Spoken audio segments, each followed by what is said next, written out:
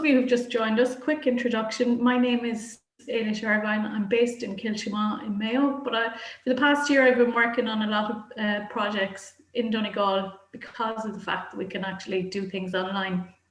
I'm working on a project in Inishowen at the moment, but last year I worked with DLDC as well on mentoring project for social enterprises. I have family in Gweedore and in Ballindrate outside Lifford, and so I'm generally in Donegal about 3 or 4 times a year. I'm fairly familiar with the area. The kind of work that I do, I work with community organisations, primarily doing training on funding, governance, capacity building, which is a term I know everybody loves in the community development sector. Every time we're talking about capacity building, people are saying to me, what exactly are you talking about? But I suppose I support community groups and volunteers. I'm also very, very interested in social enterprise and work an awful lot with community enterprise programs. I also work with community groups on looking at funding streams and ways that they can diversify their incomes, which, as you all know, is a huge challenge and has been for the past year. So today's session, while we're focusing primarily on meetings and holding effective meetings, I will be touching upon other things as we go along. And I say other things like record keeping and the governance code, and generally how all the issues that I come across when I'm working with community development organisations. And I can tell you that in the last year I've managed to, I suppose, broaden my horizons. I always worked around the counties near to me, but last year I worked a lot with PPNs all around the country, and it gave me an opportunity to see that regardless of where people were in the country, they were all actually dealing with the same issues. And we can talk about those issues as I go through the presentation. So the format for today's session, I will start a presentation in a few moments, but I want to give you warning in advance that we will stop for a break around 11:30 to give everybody a chance to get up and have a cup of tea. And we will have a Q&A session towards the end of the second half. But if issues are arising or you want to ask questions, ask them in the chat and Margaret will pass them on to me.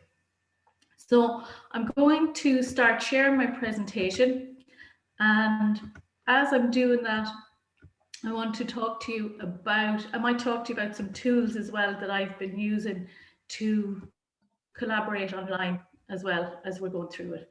So on the agenda today, and I think it's hugely important to let people know in advance in any meeting exactly what you're going to be covering and what you're hoping to achieve out of the session. So for the 2-hour session, we're going to be talking about getting to grips with online and offline meetings and the challenges that people are experiencing at the moment, particularly trying to meet online.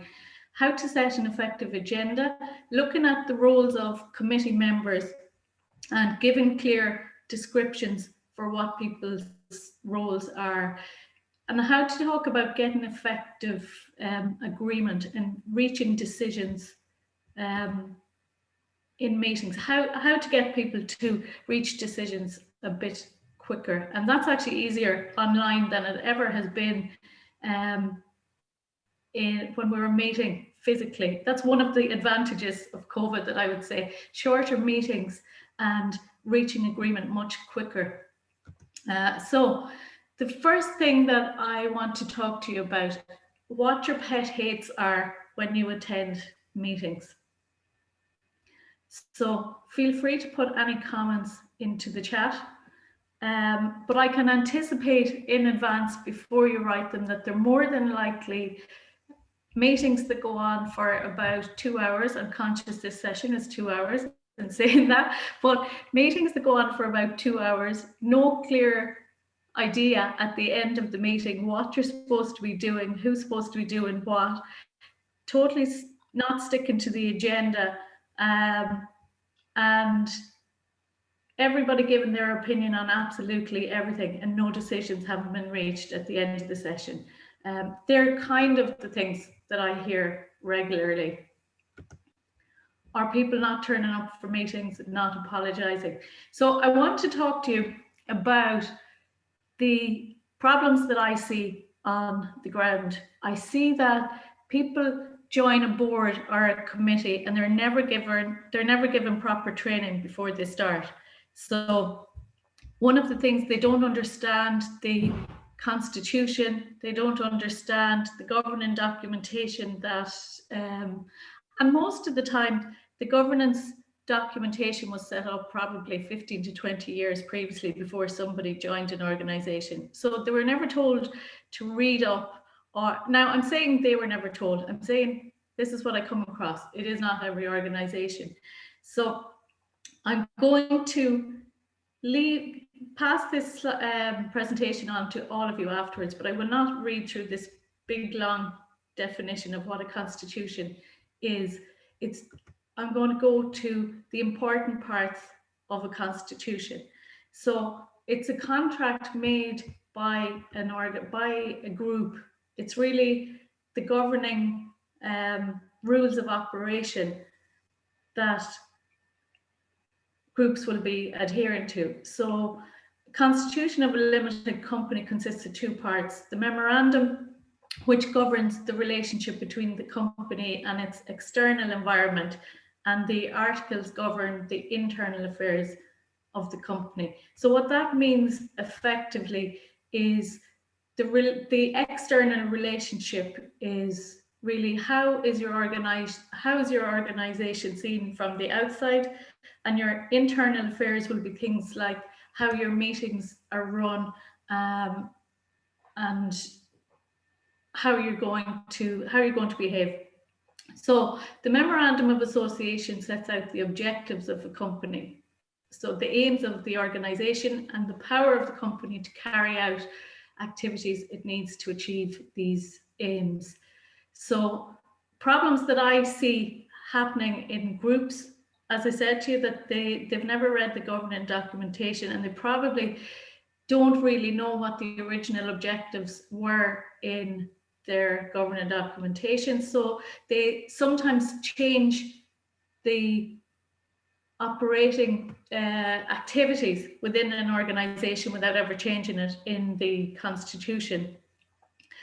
So effectively, this is one of the things that I'd be recommending when people are coming on board, that they're given very clear guidelines on what the memo on arts actually stipulate for an organization when they get a board pack, but I'll come back to that later. The Articles of Association list the rules of an organization, including electing board of directors, keeping accounts, roles of officers, running meetings, number of meetings, and who the members are. So when I said to you the mistakes that I see people making, they're all listed in that effectively.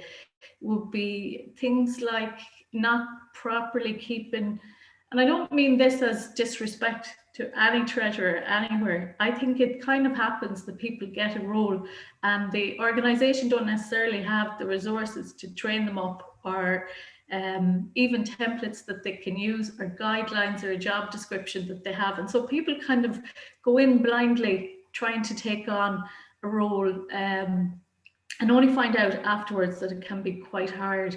So things like keeping accounts, it's very hard for a treasurer.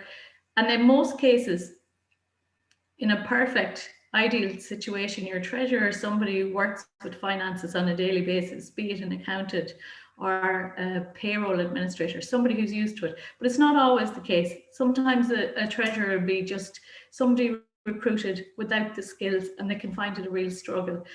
The roles of officers, I see it all the time and hear it all the time from groups, that there's blurring going on between the roles, as in some people will go to the secretary, people will go to the chairperson with documentation, relevant documentation. Chairperson doesn't give it to the secretary.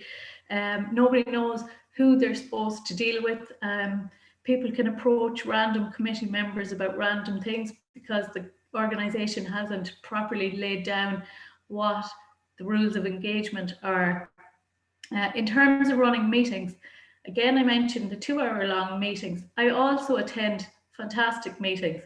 I'm a volunteer on a social enterprise, and I'm not responsible for how efficiently they run their meetings, but they're never longer than 45 minutes. They've got really, really busy people on the committee who wouldn't actually tolerate faffing, for want of a better word. So everybody has their homework done before they come in, which is also a big problem. I can't stand if I'm sitting in a meeting and I see somebody reading all the documentation they were supposed to have read for the first time when they actually arrive at the meeting. So it's really best practice to not even I won't say condone that. What I'd say is just make sure that you set a standard that everybody has their homework done and it's expected they'll have it done before they come in. The number of meetings as well that people have, I see a lot of organisations that just call meetings kind of randomly, willy-nilly, and no real purpose. So having kind of clear objectives in advance, how many meetings you're going to have, when they are, and in the best of organisations, again, talking about best practice, this doesn't happen everywhere, but if you know in January exactly what your commitments are as a volunteer and how regularly you're going to have board meetings, will they be on a particular day, set time? People are very busy, and just calling meetings ad hoc really, really annoys them. And also knowing who the members are of an organisation. So the minutes of the meetings, this is something that I'm going to spend some time on, because once upon a time, the secretary had a template possibly, or even they kept their minutes and they wrote them down by hand. But since the introduction of the governance code, they have introduced a new template for keeping minutes. And I'll be taking a look at that shortly and I'll go through it with you. But I want to point out that it kind of scares people when they see it for the first time, but I think it's fantastic for actually getting people to follow a set of guidelines in a meeting. When I say I think it's fantastic, I am aware that when a board has been meeting for years and they've got a set way of doing things, it's very hard to introduce new systems and new practices at meetings without somebody seeing maybe taking it personally. If you say we're going to start doing this from now on, we're going to change the way that we do minutes, it looks like a reflection on the secretary that you're disapproving of the way they're taking the minutes. So the introduction of a lot of new templates and practices as part of the governance code has kind of given, it's one of the positives of it is that it's giving boards an opportunity to clean up their act and get kind of systems in place.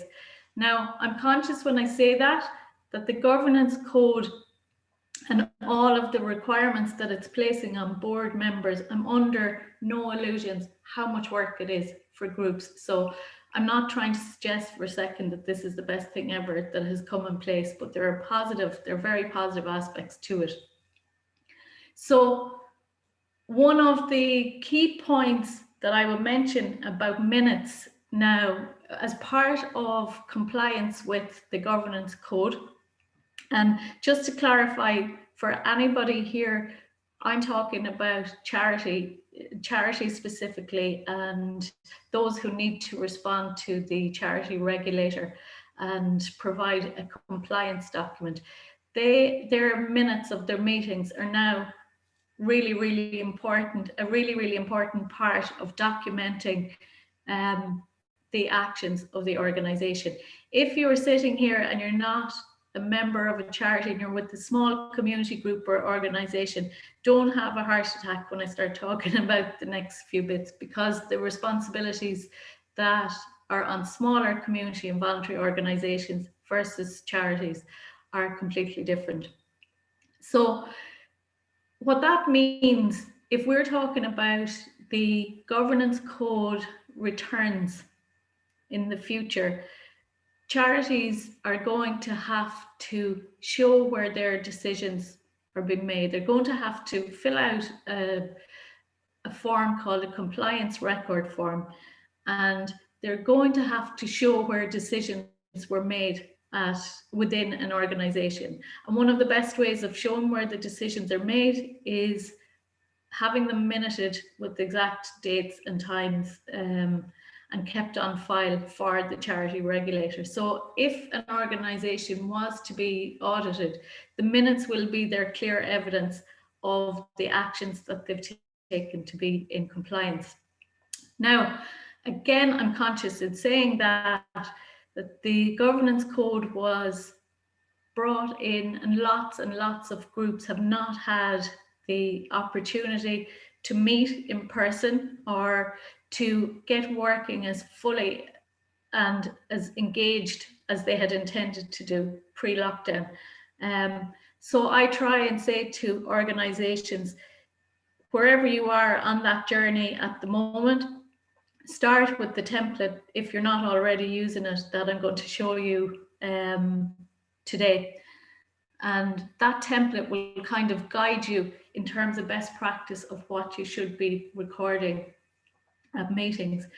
The other thing that I see, and this is across the board with all organizations, regardless of size, I see that lots of documentation is kept in lots of different places by lots of different people, and nobody knows how to access everything. So I recommend at all times that organizations have like one place where they store the bulk of their files. And I mean like an online drive, like OneDrive or Google Drive or something like that, where they keep access to previous board minutes, previous agendas, all the documentation. And on that note, just to say that through the PPNs in a lot of counties, you can actually get access to a lot of this information, and what has taken place at minutes at county level or at county council level, if you go look for it. Ideally, and when you look at that and realize there's huge transparency then when you see bigger meetings at county level, if you can go online and see exactly what was on the agenda and what was agreed, and what decisions were made that affect you and your town or your organisation, it's brilliant, because a lot of the time we don't know where decisions are made or how plans have come into play. So again, I know I'm harping on a bit about that, but your minutes, if nothing else out of today's session, if you can introduce a new system for keeping minutes, then it's really going to help your organisation. So before coming back, I'll look at the minutes template in detail after a while, but I want to talk about the role of the chairperson. And I want to talk about the fact that what are the attributes of a good chairperson? Because very often people mix up what a good chairperson is as being somebody who's extremely organized and motivated and able to lead an organization. And so a chairperson can get nominated as a chairperson based on their leadership skills.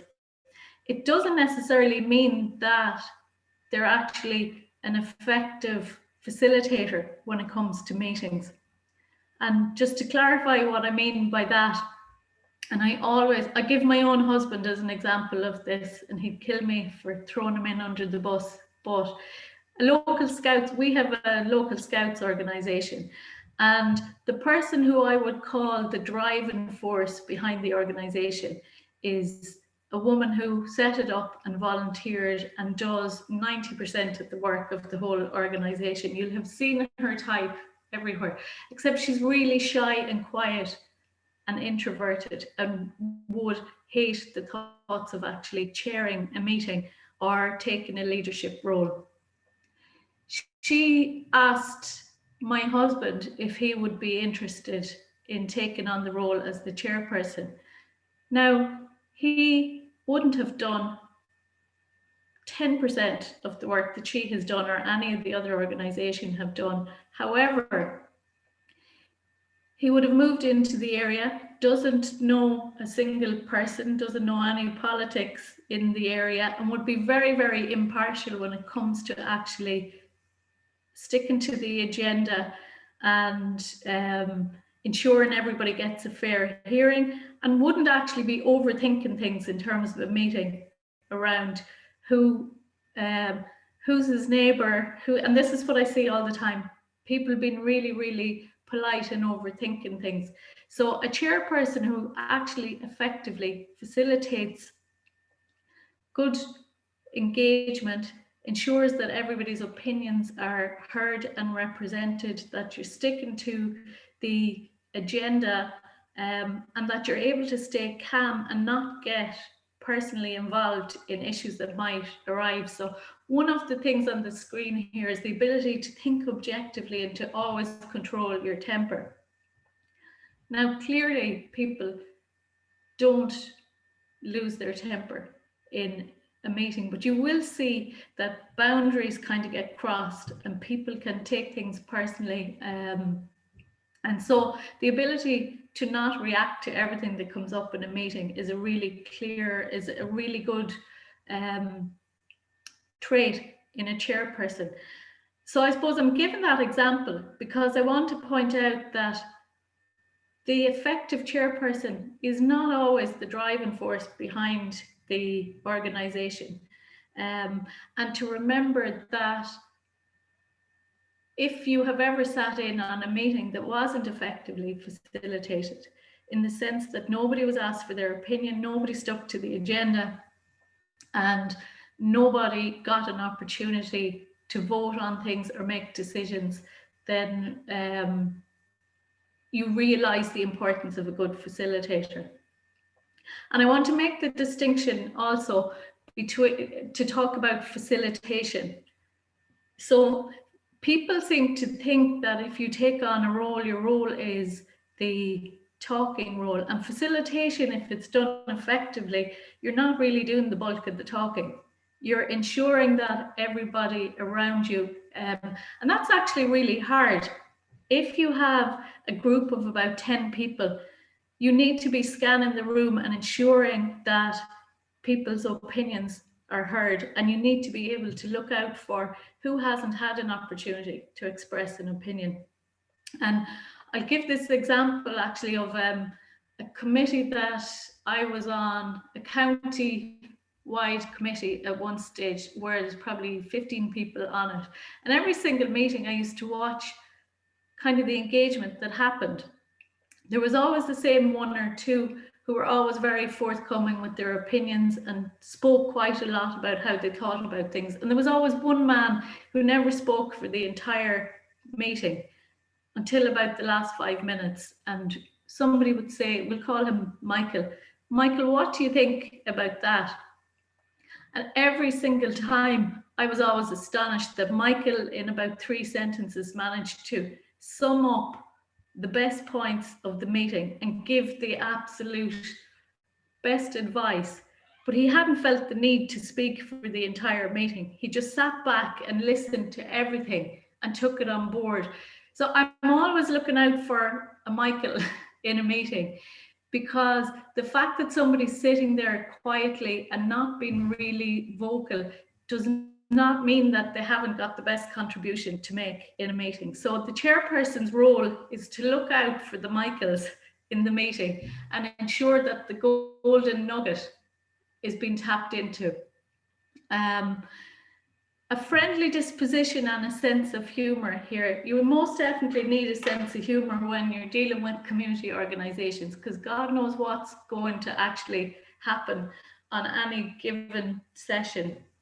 And also a big problem is the ability to delegate tasks and get agreement from people. And I know this from even when I'm facilitating online sessions and I say something like, would anybody like to comment on blah, blah, blah? I see the heads go down. I see the please don't pick on me and please don't ask me. And so it's a challenge for a chairperson to actually get volunteers and get agreement on who's going to take on what tasks. And that's one of the things that I think the new minutes template helps people, because you'll see the way that it's laid out. It makes it easy for a chairperson to actually say, well, what's our next action item and who's going to do it? And the silence and the heads down that you'll see happen everywhere. It's clearer when you're going to be looking at the template that there's no way you can finish a meeting without having clear actionable items on the minutes, and also the agreement on who's going to carry out the tasks. So part of the importance of running an organization or a meeting effectively is having a plan, ensure facilitation takes place, and getting agreement. And as we all know, getting agreement from everybody is the difficult part.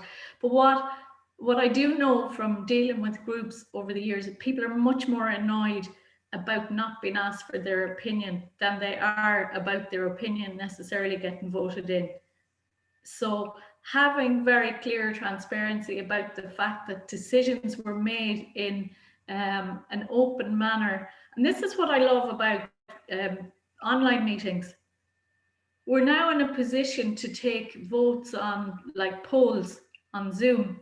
And the fact that they are anonymous means that people, or I feel anyways, people are actually telling the truth when they're voting on things. They're not worried like they would be in a physical meeting about how their opinion is going to be perceived or taken on board. So getting agreement from people, I think it's really, really important in an organization as well to set the tone of the organization so that people are very, very clear that when they're not in agreement on something, they won't be punished and ostracized for it. The worst organization or the worst meetings you can be at is where people take all the decisions that are made at the meeting really personally, and they take them outside the door of the meeting. So a good chairperson as well is going to lay down an atmosphere or an environment that's making it quite clear that whatever happens at the meeting is parked at the door the minute you walk outside the door. Whatever discussions you've had, they're not being brought outside the door. And I think when I see people being afraid to open their mouth or express their opinion because it mightn't be the PC opinion, or it mightn't be the opinion of the entire group, it's really, really hard.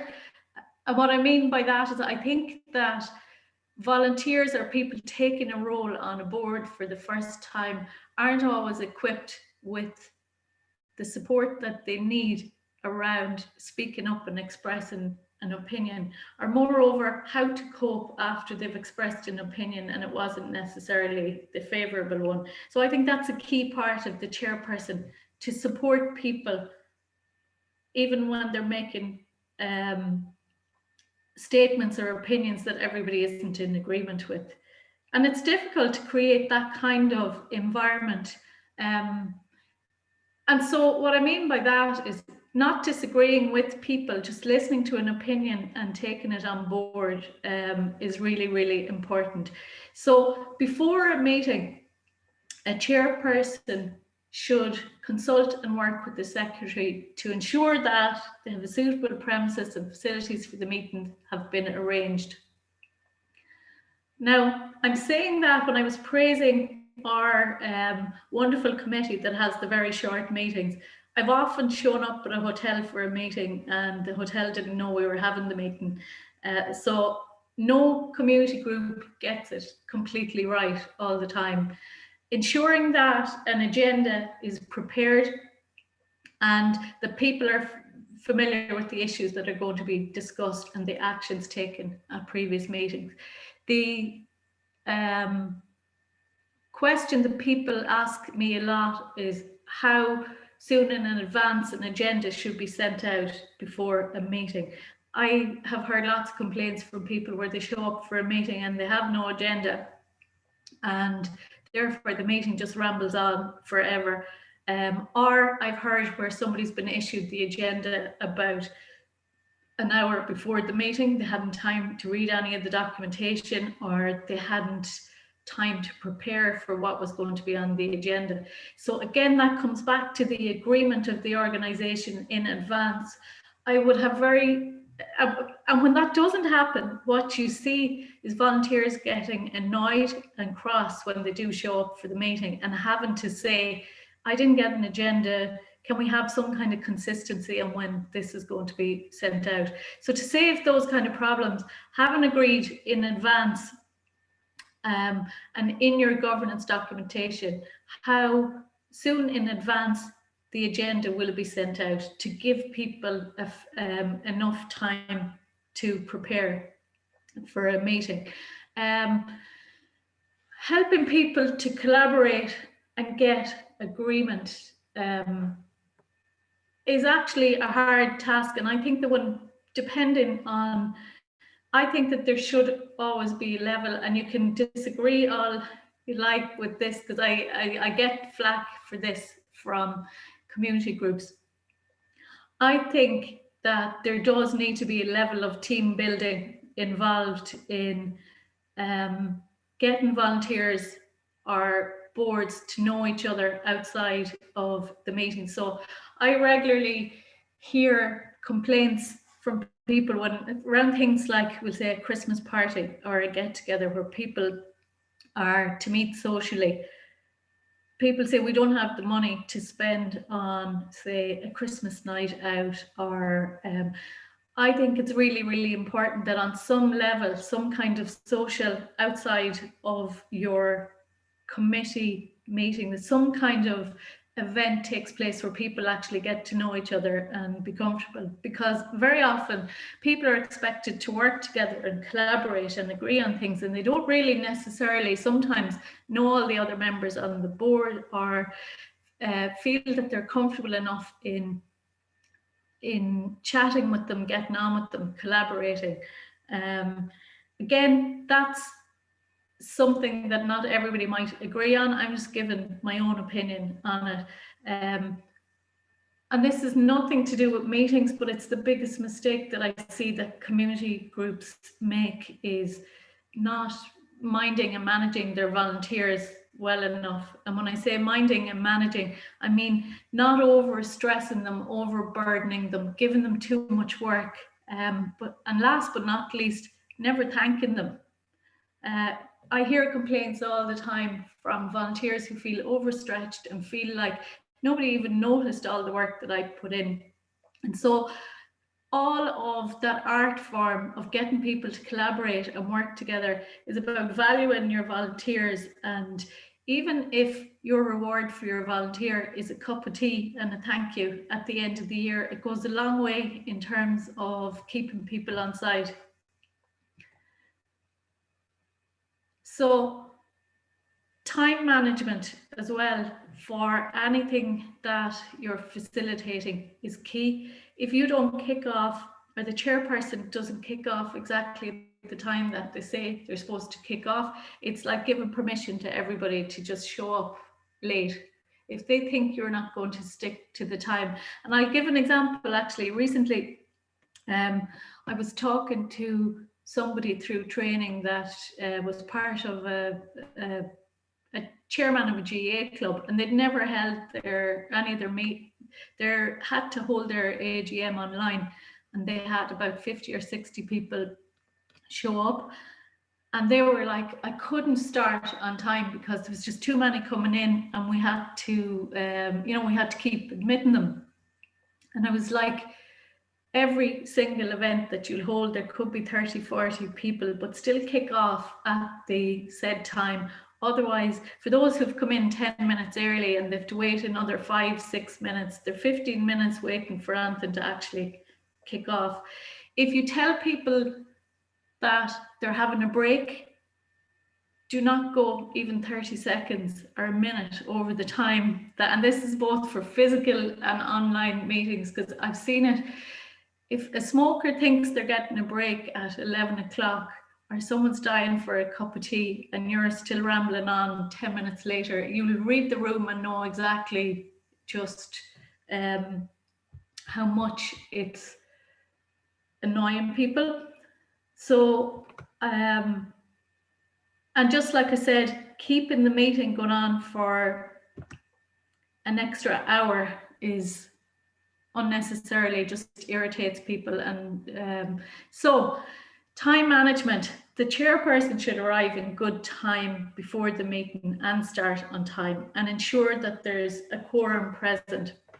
Again, getting back to the quorum should be agreed by the group before, it should be in their constitution what their quorum actually is, and to stick to it. And the new minutes template will actually ask that question: is there a quorum present? So again, it's asking the questions that people aren't going to just off the top of their head say, oh, by the way, is there a quorum present? You know, that a random person is going to ask in a meeting. So that'll be in the template now and make it easier for people. Make sure that people send in apologies, and also that they sign the minutes of the last meeting and sum up the points clearly and concisely of others. I think that, again, getting back to the facilitation point, everybody should be treated fairly and impartially. And that's why I said sometimes having a chairperson who doesn't know everybody personally in a group means that when items are being discussed, you know that they're kind of, they're impartial and there's no personality clouding judgment on anything. Be sensitive to the general feeling of the meeting. And what I mean by that is if people are actually really annoyed about something, make sure that people get the opportunity to express if it's on the agenda, but to make sure that people are getting the opportunity to be heard. Don't be disinterested or fidget. And I give this as a warning, especially since meetings have gone online. I tell everybody that it's really obvious now, in a way that it mightn't have been in a physical meeting when people were meeting online, how much body language plays a role in an online meeting. So for a chairperson, the part of the facilitation of a group is trying to read the crowd and telling people, and I've had to remind people that we've all sat in meetings where we're bored to tears, and I don't blame any of you if you're bored to tears listening to this either, but I promise I'll move on. But the body language of the people in the room, you can totally read it on Zoom, and people think you can't. So in terms of whether people are fidgeting or sat back, or if you're trying to gauge as a chairperson who wants to get in and make a point, I've found it actually much easier, even on Zoom, to read that in a way than I would have even in a physical meeting. So in simple terms, if you're facilitating an online meeting, I can see in a heartbeat when someone wants to get in and make a point. They'll always start leaning in more on the screen and looking like they're about to say something. And in the same way, when they forget that their camera is on and they're completely sat back and just disappeared and fallen into the seat, you can completely see that as well. But it's good and useful for a chairperson to be able to spot that. So, golden rule, remember that above all, he or she is there, the chairperson, to guide the meeting and to enable the members to work harmoniously and purposefully as a team. Now, when I say harmoniously, I don't know how many harmonious meetings you've all attended. It's very, very hard to get harmony and complete joy and happiness at all meetings, but having very clear guidelines really does help and stops any grey areas. So the secretary, to move on to the role of the secretary should have certain characteristics like attention to detail, an orderly mind, and a methodical way of working, recognition of the importance of dealing promptly with correspondence, and ability to absorb information and to summarize it into written form. If there's any secretaries on the call here and they found that they're sitting in a meeting and they've just listened to 15 minutes and they can't figure out how to condense it into 2 lines in the minutes because it was all over the shop, it's an art form sometimes to be able to condense down a lot of information and get the key points out. And I suppose this comes back to, you'll see when it comes to at the start of a meeting when people are reading back over the previous meeting and they're asking people, they're going through the minutes and they're asking people to propose and second the minutes. I've sat in on meetings where people say, that's actually not what happened. Because, and it could be no offense to the secretary, it could be that they try to just condense huge amounts of information and their interpretation of what was said over what everybody else interpreted can be a challenge to kind of get it down and summarized. But on that note, I've seen people second minutes as well from meetings that they weren't at because they're just kind of sitting there trying to get the minutes over and done with, and they're kind of not really listening and they're going, I'll propose and I'll second. So on a very simple term, just to remind someone they can't second something that they weren't actually there for, they didn't actually hear anything happen.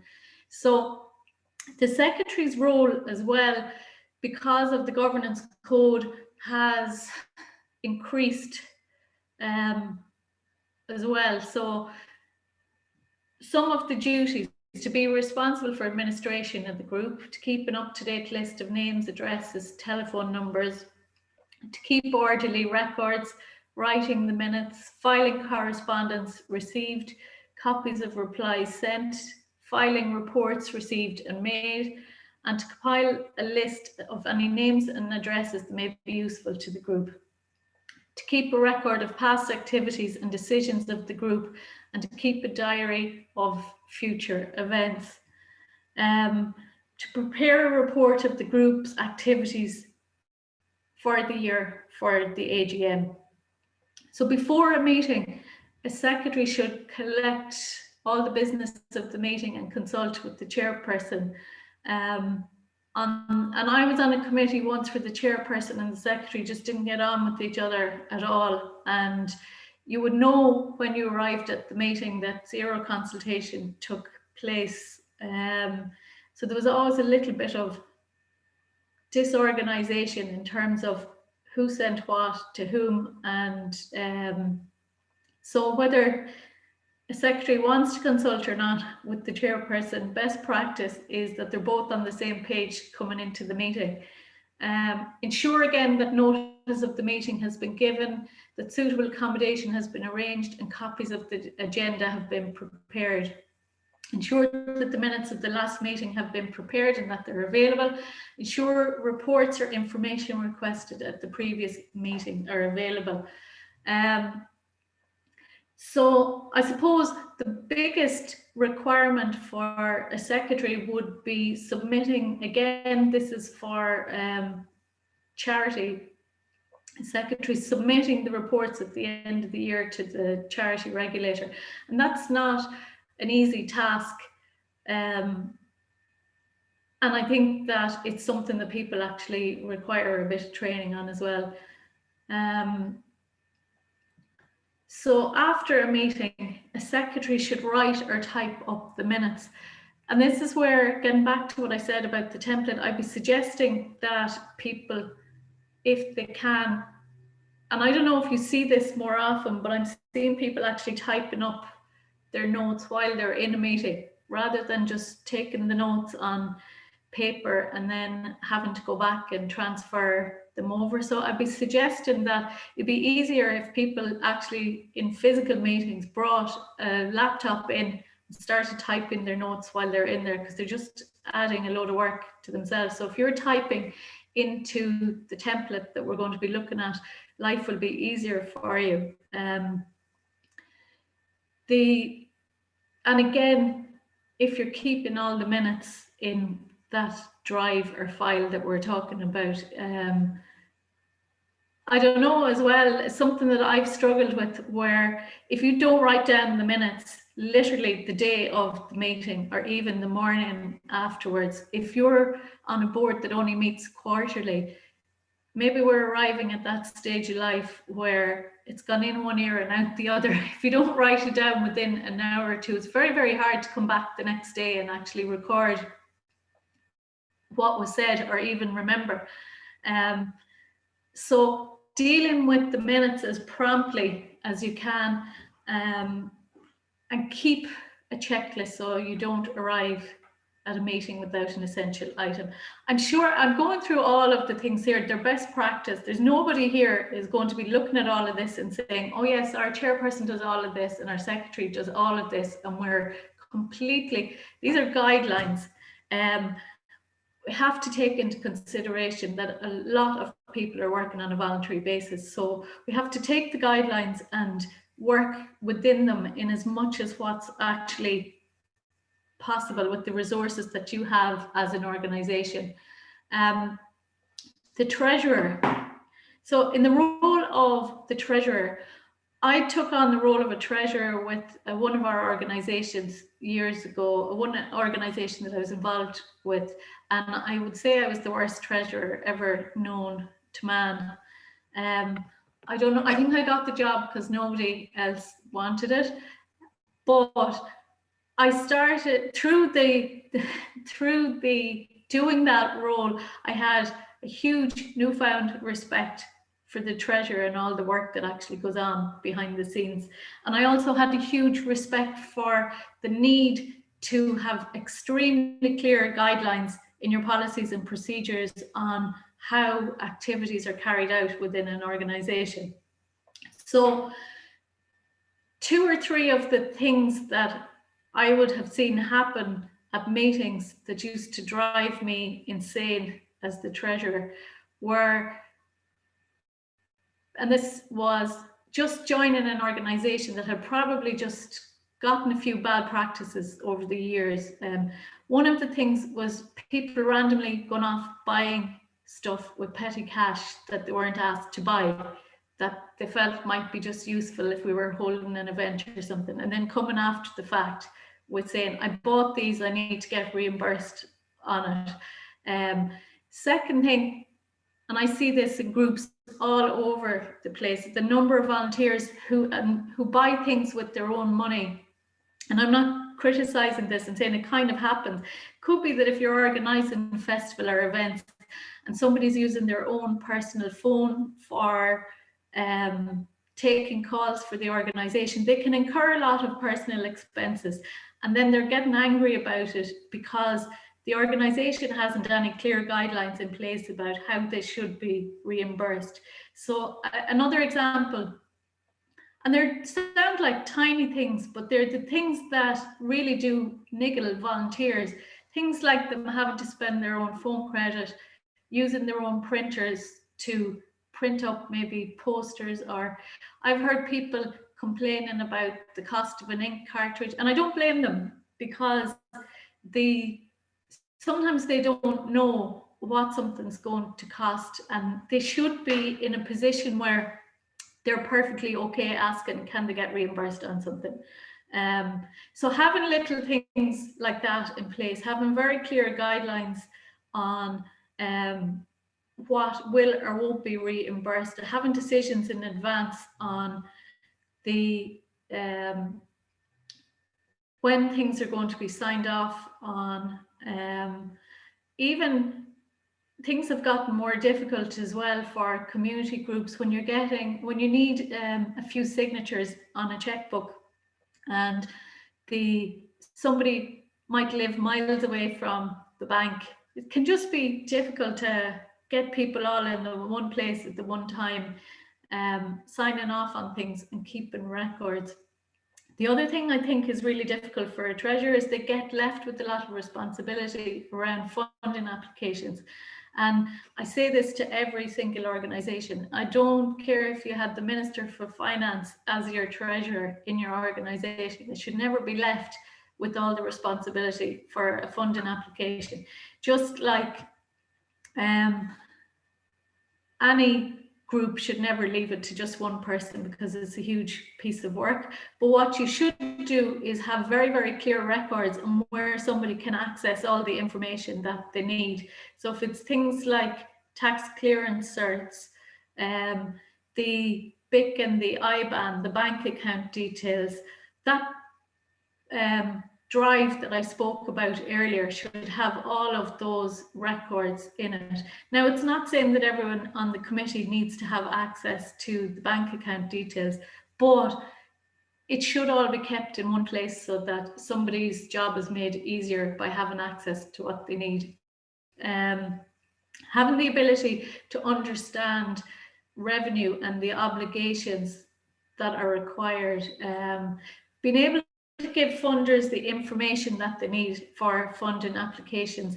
In a couple of weeks, when we're doing I have to actually check the date, Margaret, I'm saying a couple of weeks, for managing your charity's finances, I go into this in a lot more detail around templates for managing grant applications, keeping income and expenditure, and setting up systems where you can manage all of the financial record keeping policies and procedures in the one place.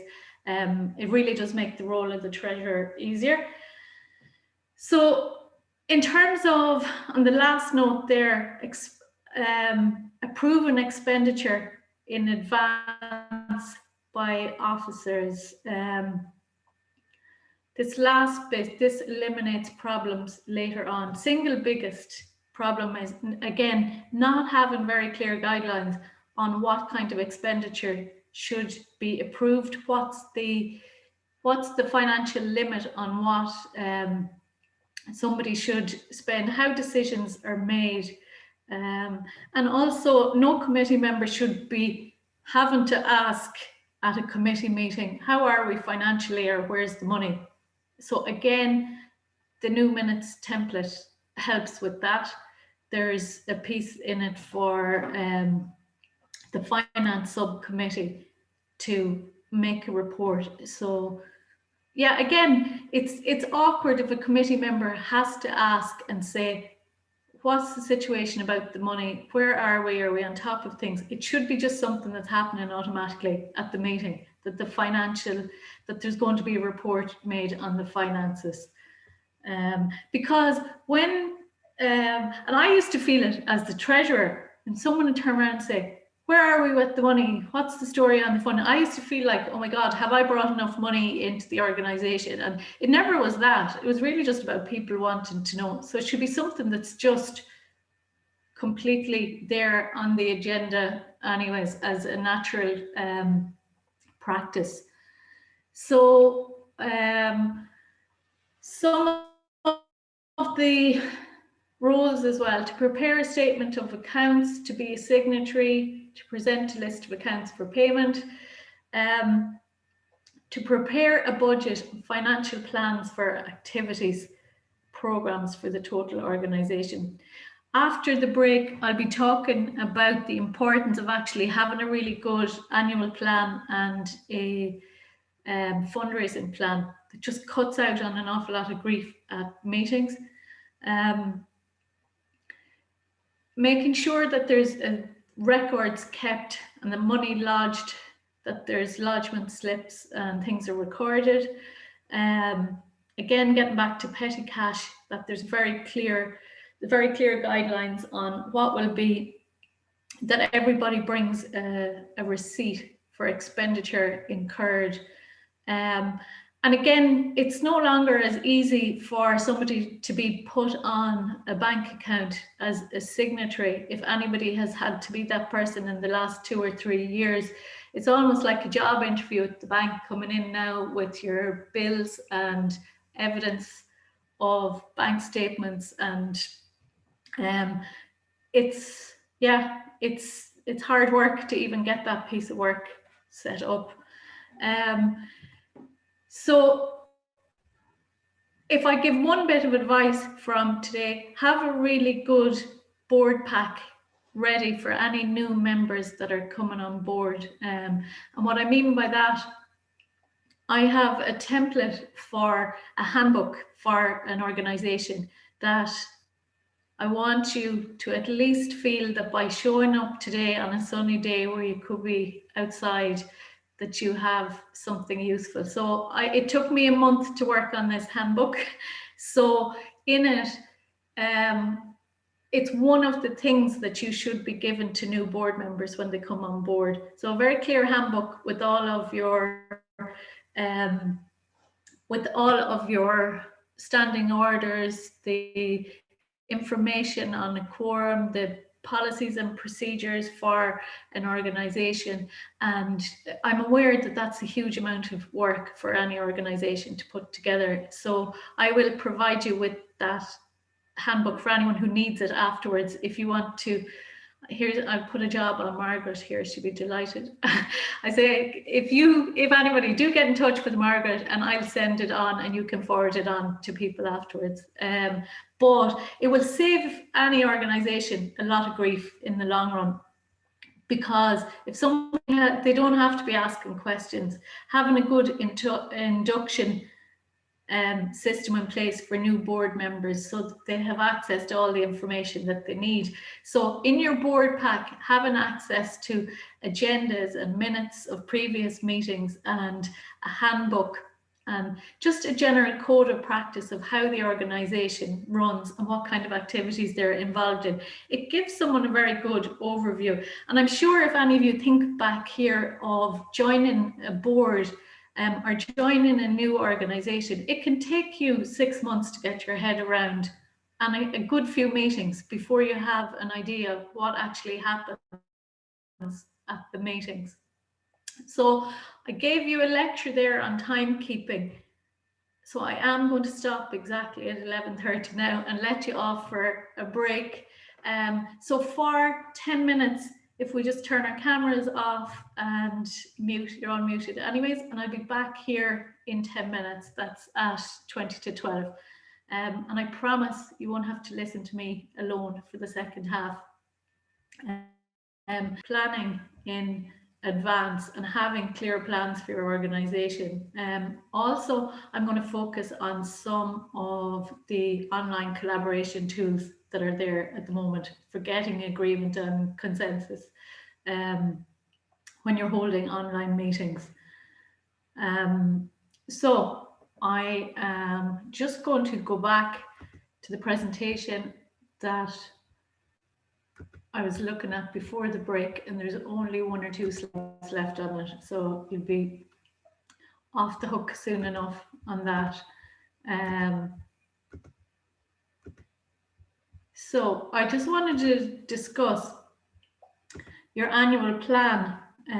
As I mentioned, the challenge for organizations, and I know for those of you that are with bigger organizations, you'll have a very clear strategic plan and what you're working towards for the next couple of years. The challenge is for smaller groups that might not necessarily have a plan. So one of the very valuable templates that I'll provide you after this, it's from a charity regulator as well, is just a plan for your activities for the year. And the reason I think this is so important, single most annoying thing that people tell me about committee meetings is when they don't have a clear target for fundraising or the activities that they're going to carry out for the year.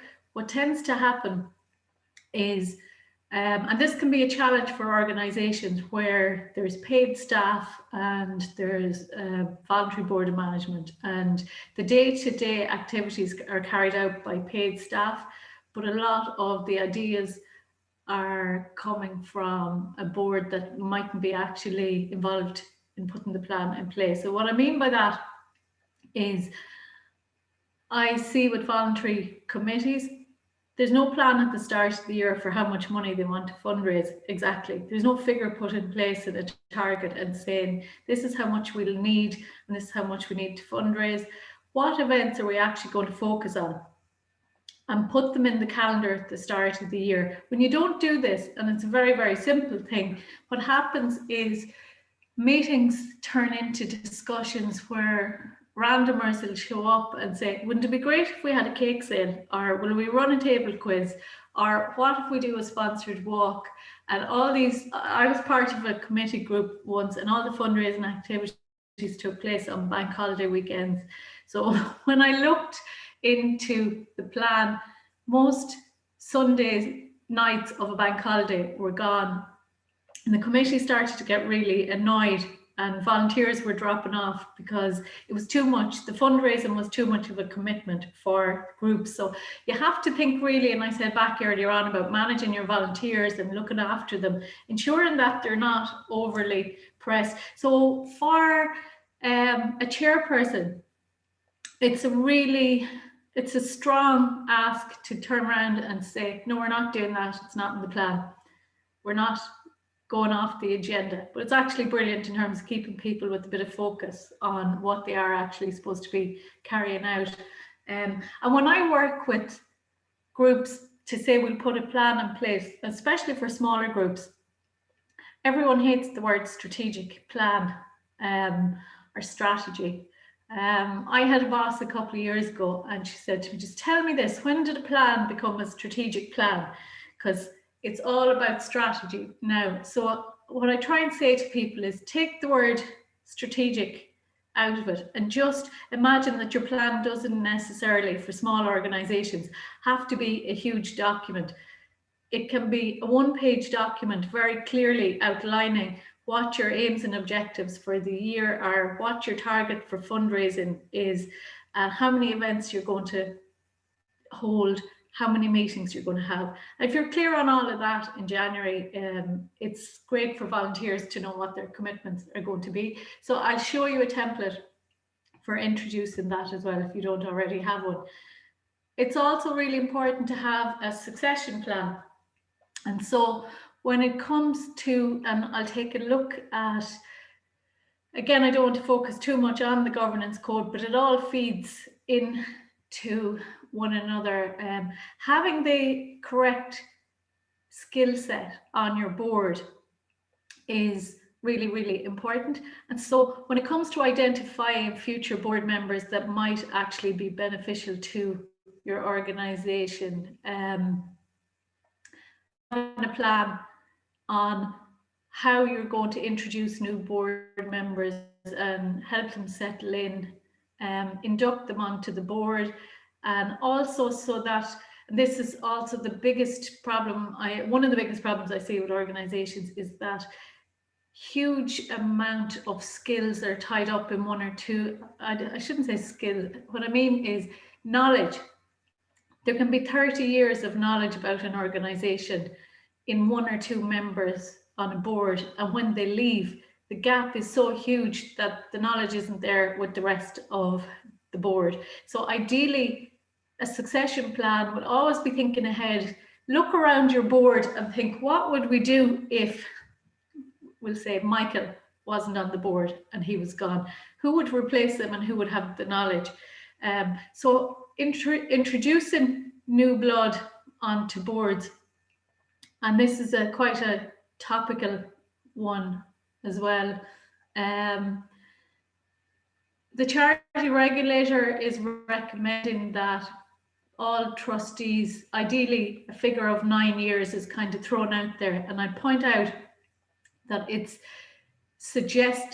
a suggested figure. When I talk to groups and I say that people step down after 9 years, and I don't mean in their role 9 years, I mean being on a committee or being on a board, in small areas where you literally just have 7 people on a committee, you don't have the skill set to get everybody to step down. So it's scaring a lot of people when they see it, that ideally a board should be rotating all the time and have new members. It's great in theory. I can tell you that the reality on the ground from talking to groups is they're terrified. And they're like, if everybody had to step down, we'd have no committee. I also hear all the time, if I go into an organization, they'll say, we're finding it awful hard, we're struggling to get new committee members.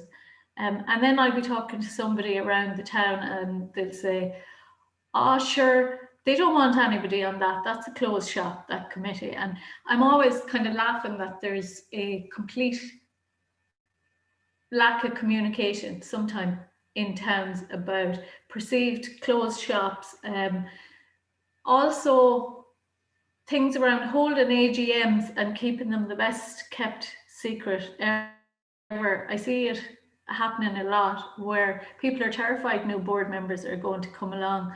And so a mix there around transparency and accountability and ensuring that people are very clear when there's an AGM and when there's a call out for new board members. And I know it's not that easy to induct new members and get a good set of skills on a board. For a couple of years, because I work on funding and funding applications, I was a prime target for people looking to have me as a treasurer on their committee. And I'm like, absolutely not. I'm really bad at it. Please don't even ask me. But the fact that somebody, it's really, really important that whoever you get on your board, they're very, very aligned with the overall mission for the organization. And they're there because they care about the organization, not because they have a particular skill set. So if you can get a combination of both of those, a really strong skill set and a really strong passion for the organization and the work that they do, then you're onto something. So I'm going to stop sharing there, and I am going to just take a look at the template that I mentioned earlier. So the other thing that I'd say to you, if you are holding online meetings as well, when I did a training session for a Zoom in the early days, somebody said to me, you know, it's really important to tell people where you're going and what you're doing. I said, what do you mean? He said that if you go off looking for a document to share the screen and you go silent for even 10 seconds, you create a sense of panic in your audience. So I'm going to do that just to demonstrate. When I hear people say public speaking is absolutely awful, it's terrifying, it's actually more terrifying for people when they're silent. They can't handle the silence. So I'm going to demonstrate that to you by going quiet.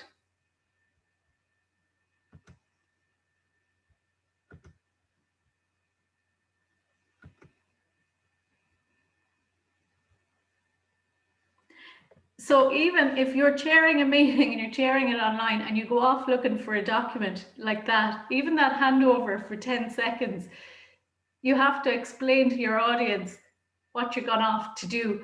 Otherwise, there's a sort of, and it sounds 10 seconds online feels like forever. So if you hear me at any point describing what I'm about to do, there's a method in the madness.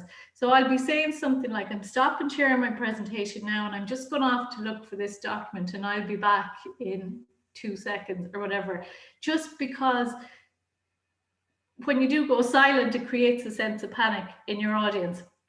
So I am hoping that you can see the Appendix B board minutes template up on your screen. I'm going to ask for Margaret, give me a thumbs up there if you see it.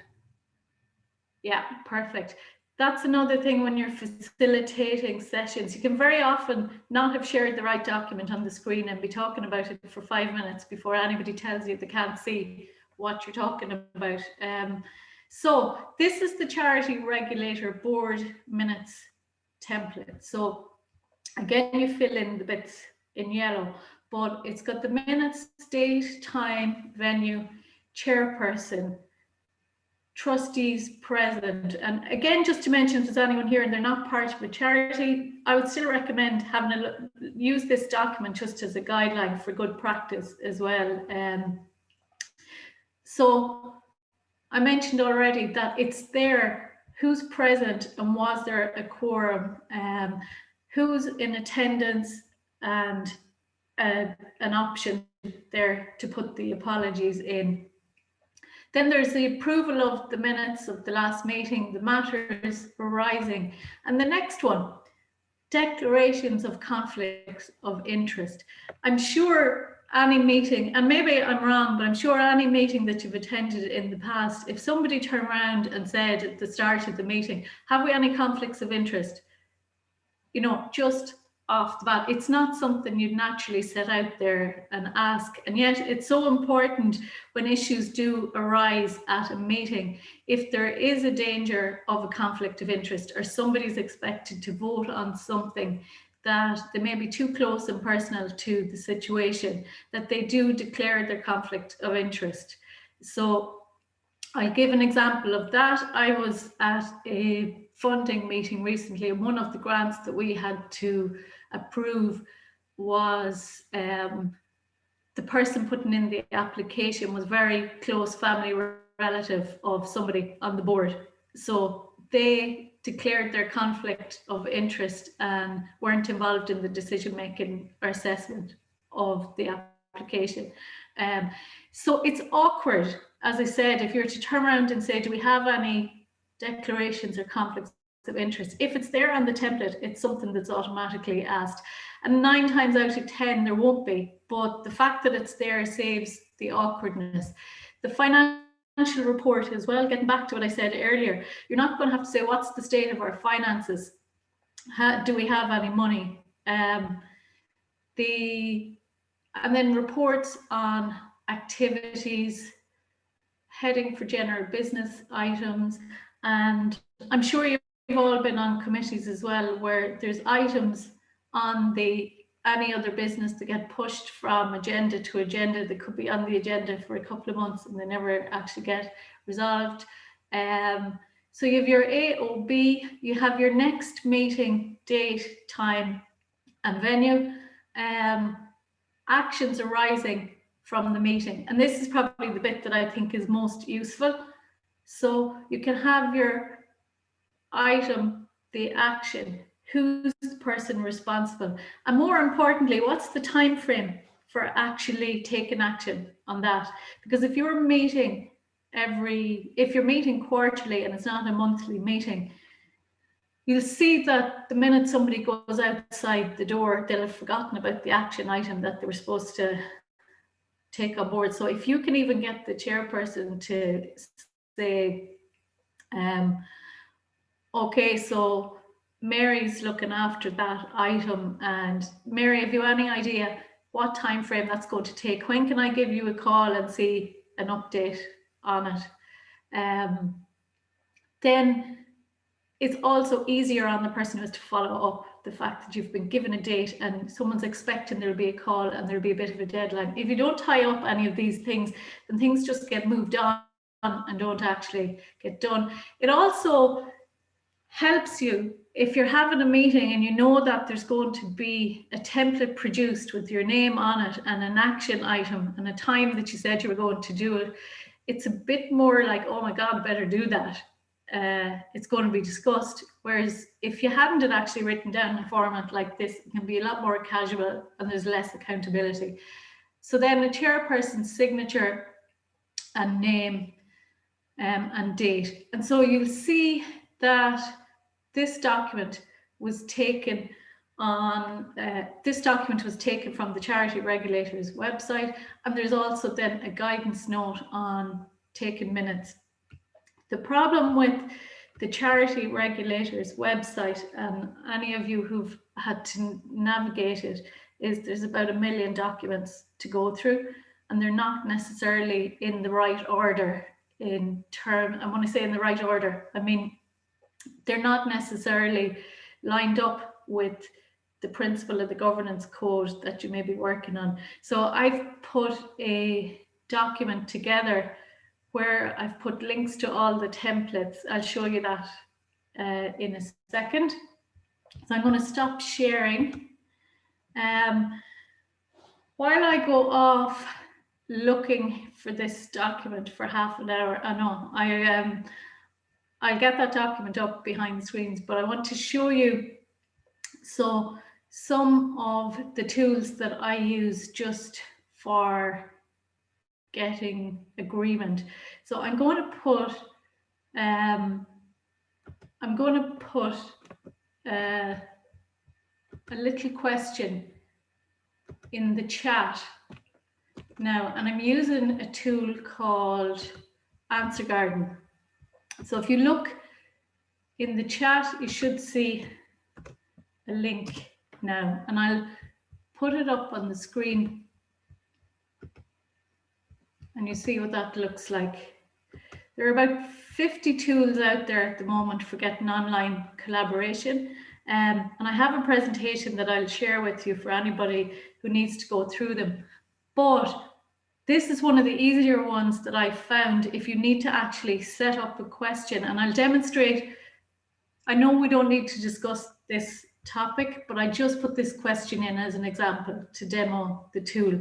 So in your link, if you type in your answer and you click submit, and then I will get a feel for all the answers. And as I refresh the link, I start to see people's answers appearing on screen.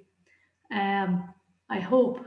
So for those of you, please do type in an answer and click submit after you've typed it in.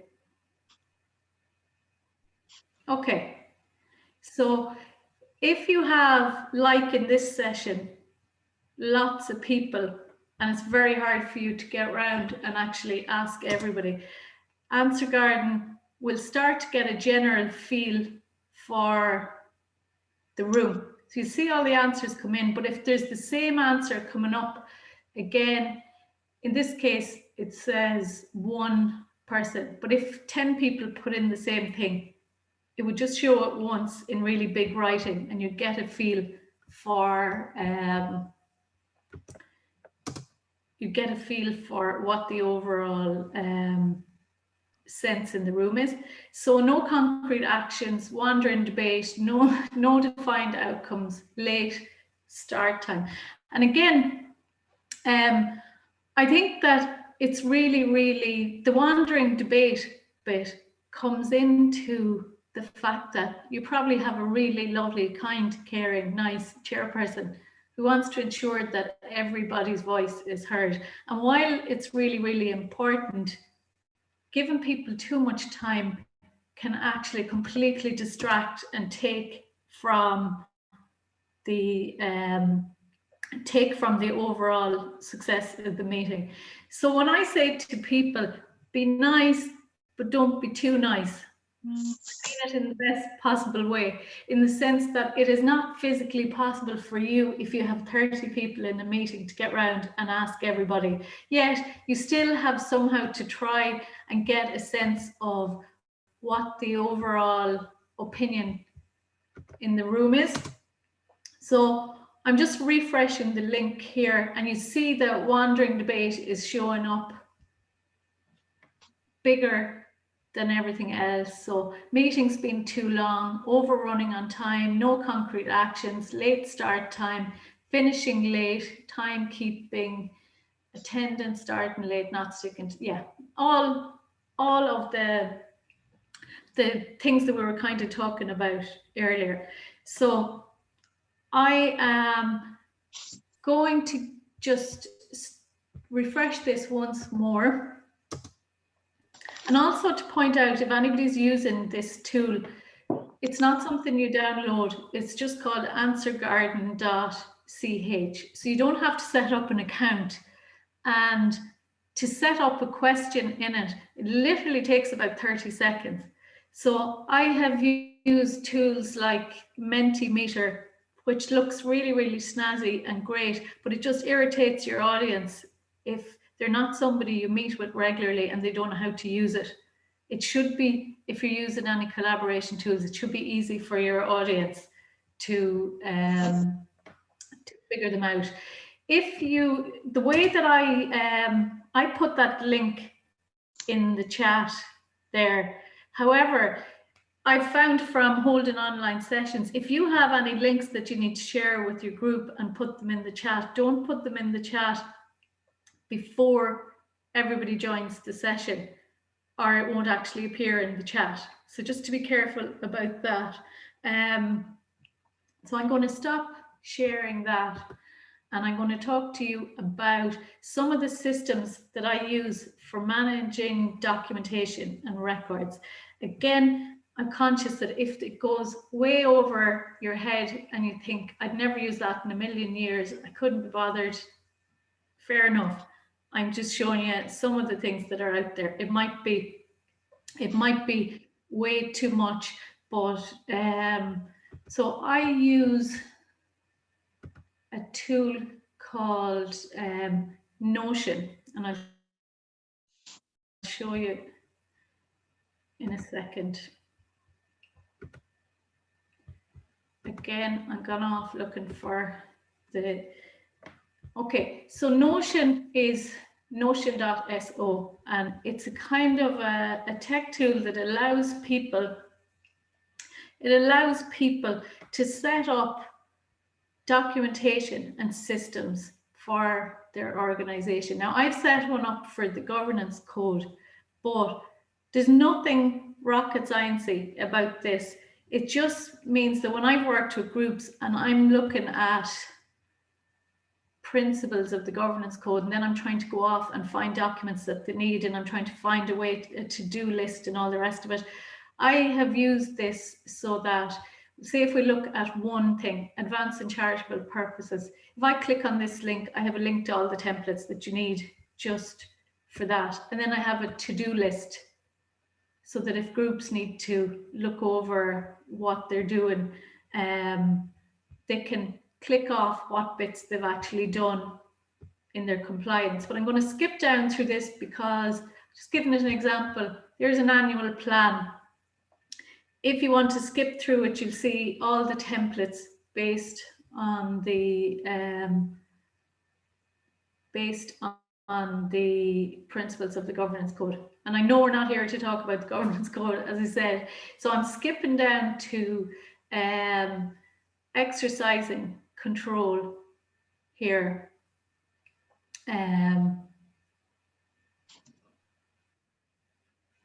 Sorry, actually working effectively.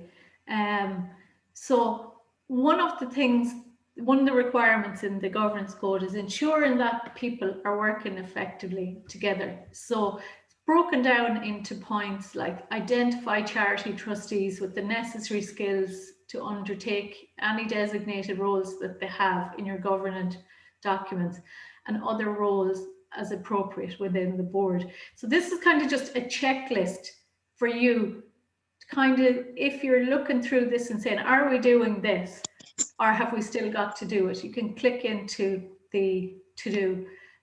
Hold regular board meetings, give enough notice before meetings, and provide prepared agendas. That's what the regulator is asking people to do.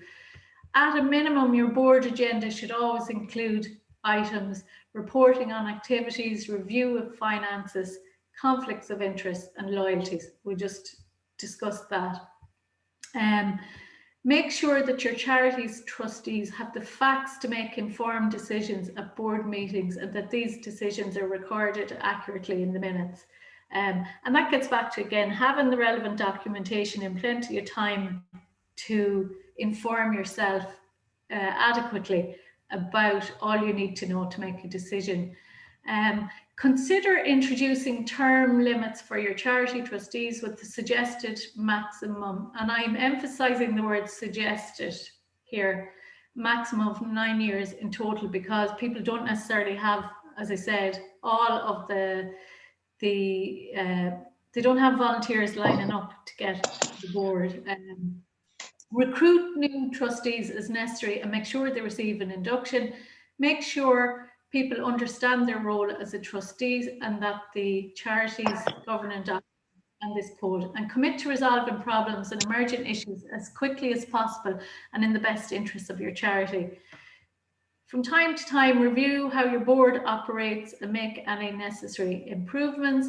Make sure you send out board packs, notice, include all relevant reports and explanatory papers, and make sure you have a succession plan. Put in place an induction program for new members. Conduct a regular review that includes an assessment of the effectiveness of your board as a whole. So that's just seeing, is there a skill gap in terms of who you have on the board, who you have on your committee? What are you lacking and what do you need to bring on board? Or should you have a subcommittee? And this one, do a regular skills audit. So if you see that you probably are lacking a particular skill set on the board, have a discussion. Now, everyone has that discussion, but now it's going to be a requirement that you actually minute that you had that discussion, if that makes sense. So for adhering to the governance code, if you say, for example, you're talking about the website for your organization and you're saying, first of all, do we have a website?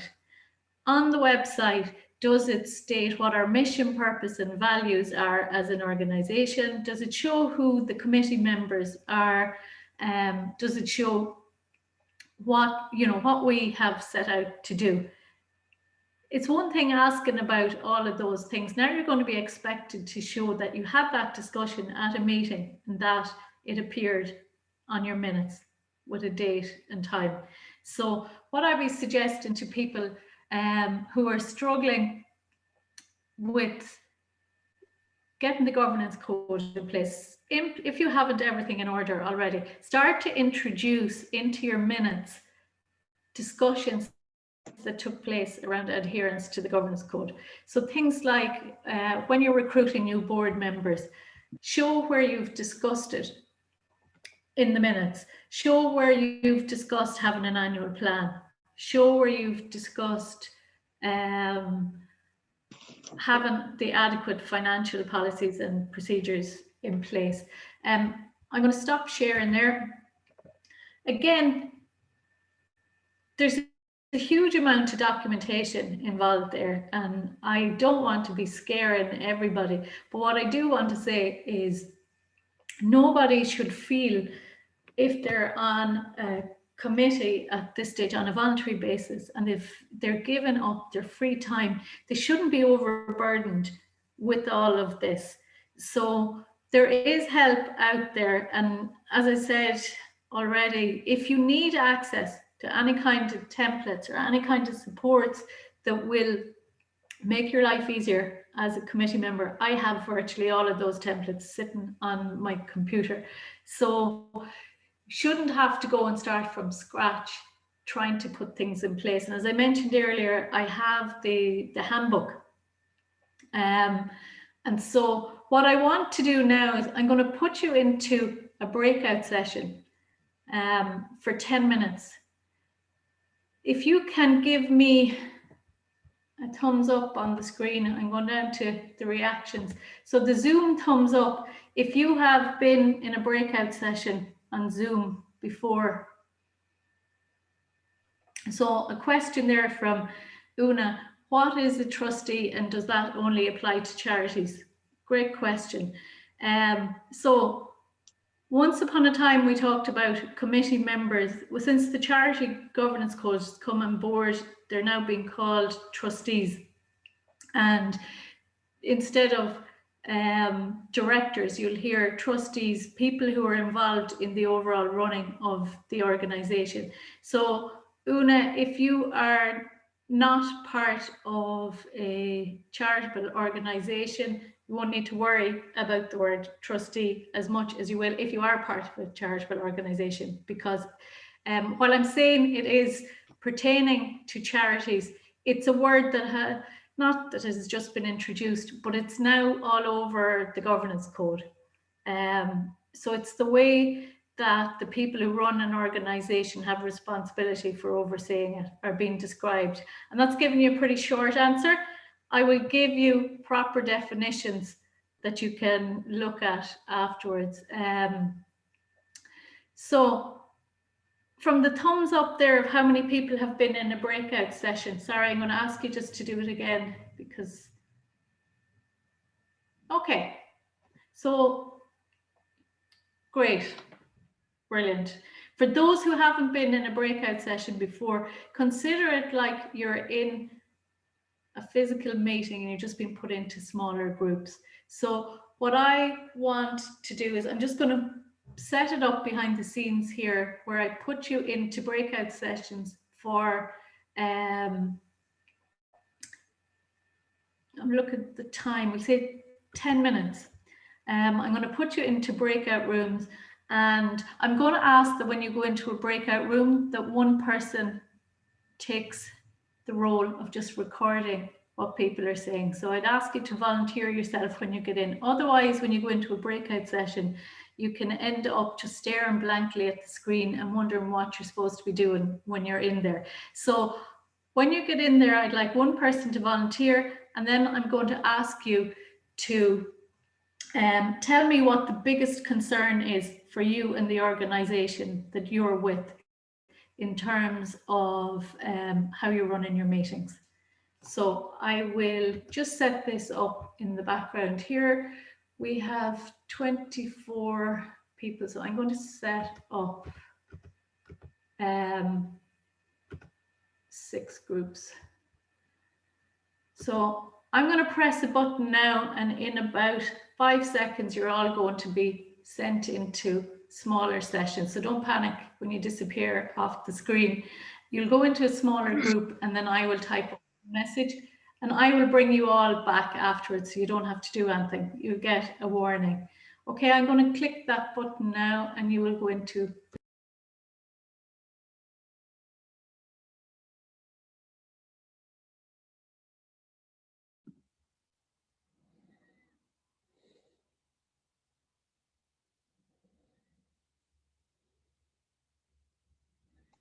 Hi, Margaret. Hi, Bob. How are you? Very good. Very good. This is probably quite basic for you at this stage. I'm sure you have a No, lot of. no, there's some very good ideas. So it's interesting actually because you know, I mean, I suppose just to answer the question, one of the things that we've been struggling with a bit is around minutes, taking minutes, and getting them in a template in a way that makes them meaningful. So it's a bit of a concern for me, but I think this is going to be useful. I can just say, listen, I've attended this course and this is the minutes, and we're going to be using this template from now on, you know. So. And did you see that template that Ailey shared? Have you seen that before on the Charity Regulators website? I have, yeah, I've seen it, and I know, in fairness, we did try to bring it in, but it was, let's say, it was resisted slightly. But I think we'll just have to nail it now and say we have to do it this way. So, but I think it's something I would have seen, would have used myself in the past, type of thing. So, it's you know, it's the key is, I think the difficulty that is people are suffering a bit from is trying to summarize discussions in 2 or 3 sentences and making them meaningful. You know, I think it's you know, a lot easier said than done. It's talent to be able to do that. You know, not everybody can do it. It absolutely is, and I know I personally am a long-winded person when I'm writing things down, and you know, I found that a huge struggle a couple of years ago where I would have done the meetings for an organization, and they were nearly like an essay. You know, it was very long-winded, and to get that down to a 1-pager, actionable, you know, and deliverables, and took me, I'm sure, months of, reducing slowly. Yeah. But Also, now they are, yeah, you do see the benefits. So when when you get the brief, yeah, yeah. It's a real skill. It's a real skill, and I mean, minutes is something that a job I never liked particularly, but you have to just sort of, as you say, work at it and get it reduced down. So, so that, I suppose that's one thing. The other side of it is the just the whole compliance side and making sure we're keeping ourselves right. Now, we're not actually a charity as such, but we might as well reflect what's going on in parallel in charity. So just to bring that in, I think there's some good things come through there around having the succession plan and that type of thing, because again, it's a small committee, but we need to think about that. There are people who are probably there for quite a number of years and are maybe looking to move on. So and for a lot of organizations, the succession plan is really more needed where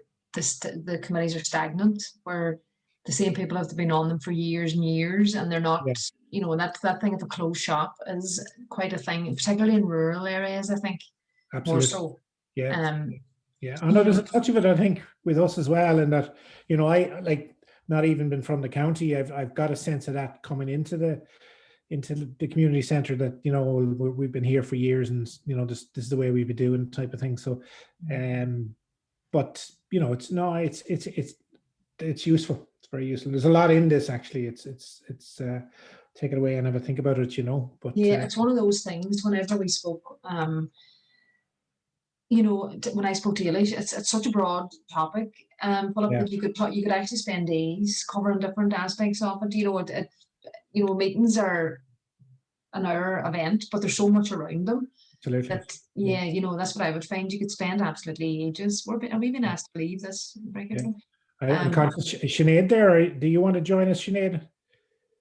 Sinead has said her mic is not working. Oh, right. Okay.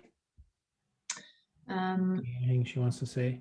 Sinead, if there's anything you want to contribute, do you want to pop it into the chat function? Just so we feedback from everybody in the room. There's no, you're right. This is like, you come to this and you think, God, sure, we've been doing this for years, we should know about it, but there isn't so much in it. So welcome back, everybody. For the last 10 minutes of the session, just going to get some feedback from your discussions in the breakout room. So for the last 10 minutes of this, I'm going to just get you to feel free to ask any questions that you have. So in the breakout sessions, who wants to volunteer first to feedback from their group? Don't all jump up at once now. Maura, thank you. I'll feedback first, it's fresh in my head. Yeah, go for it. So we had Helena and we had Lourda and Jane in our group. And basically one of the concerns for their organisation in terms of running meetings is that they're not satisfying the charity regulator by meeting all their conditions and ticking the boxes that's required in that. The other things that came out was meetings running longer than necessary. No decisions been made at a meeting, so then the topic is still on the agenda for the following meeting, taking up more time again. Certain people then domineering meetings and holding on to a topic for much longer than necessary. And GDPR as well was another issue that came up. Confidentiality and things that come up during meetings. Actually, brilliant point there. I didn't touch upon confidentiality in meetings. Hugely important, and I have to say something that drives me insane as well when I hear people discussing things they shouldn't know that came out of a meeting. It's I don't know if we could just blame the fact that people haven't been informed that they should keep things completely confidential. So again, one of the important things about the regulator is having that confidentiality policy and code of conduct for trustees, that they know exactly how they're expected to behave. Okay, thank you, Maura. Anybody else?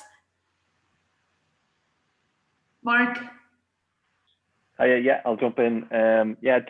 Two main concerns that we had in our group was, I suppose, the first one there is that meetings when they don't start on time, and you're kind of waiting around, and maybe you've got something to do at the end of the meeting, and then the meeting runs over. So that's a big one. Especially if it's online as well, you should be able to start it on time.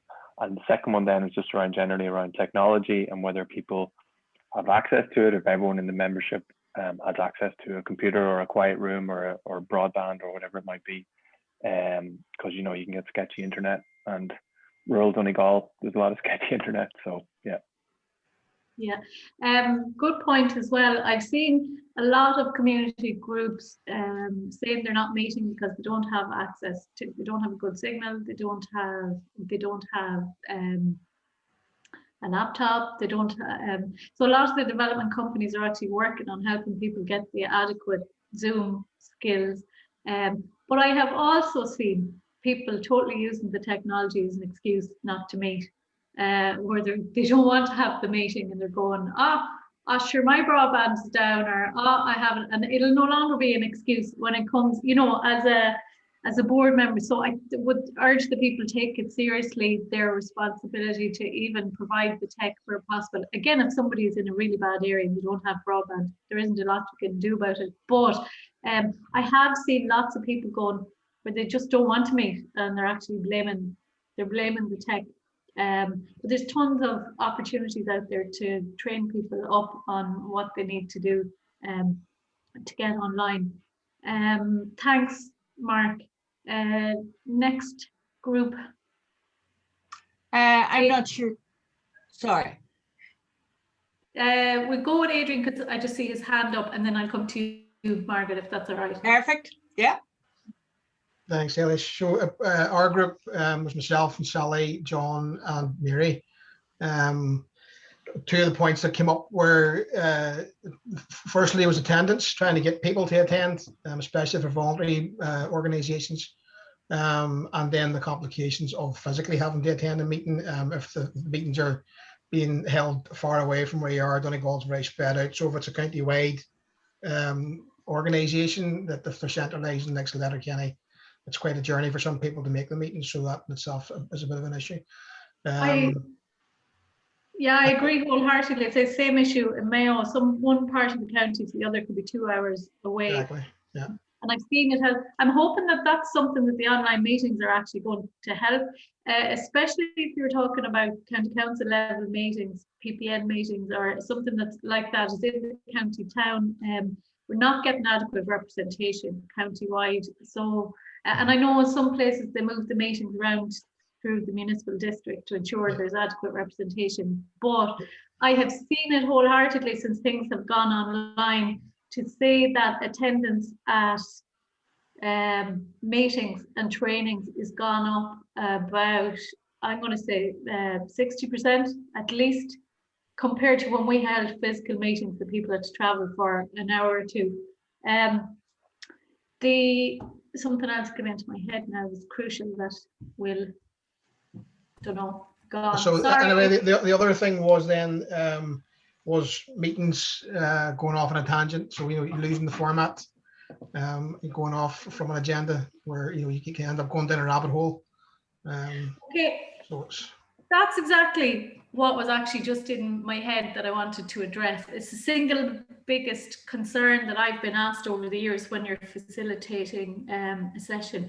And please don't laugh at me for suggesting this, but I attended training years ago with Donegal ETB on group facilitation, and it was one of the best sessions ever. At the end of a week's training, somebody put up their hand and said, how do you shut people up when they just won't shut up? And it was like the whole room just burst out laughing. And we're like, it was like everyone was afraid to mention the elephant in the room. So I'm going to give you one tip, because this is the most valuable thing that I've been taught as a facilitator. The guy who facilitated our session was an American like Dr. Phil, and he said, everybody stops for a breath at the end of the sentence. And so he said, you have to try and wait for somebody to pause. So if they're saying, was facilities in our county are dreadful.